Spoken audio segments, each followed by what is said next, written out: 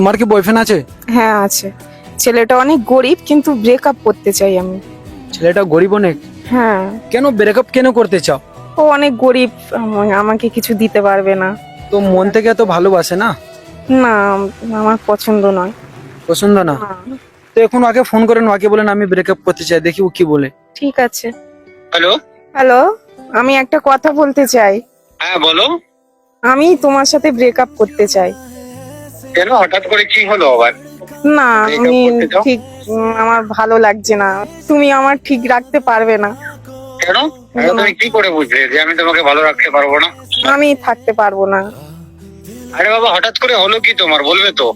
অনেক কিছুই হয়েছে, আমি থাকতে পারবো না, ব্যাস। অনেক কিছু মানে কিছু একটা রিজন তো থাকবে।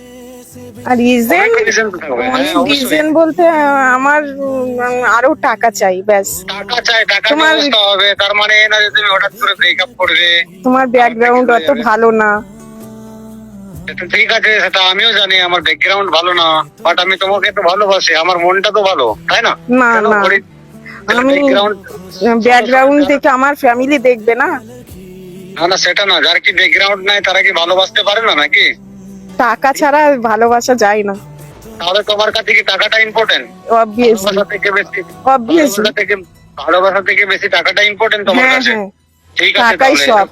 ঠিক আছে, তাহলে আমাকে এরকম ভালোবাসা দরকার নেই। ওকে, ওকে, তুমি তোমার লাইফে হ্যাপি থাকো। ঠিক আছে। ঠিক আছে। গরিব বলে মেয়েটা ছেড়ে দিল ভাই, রিয়েলিটি।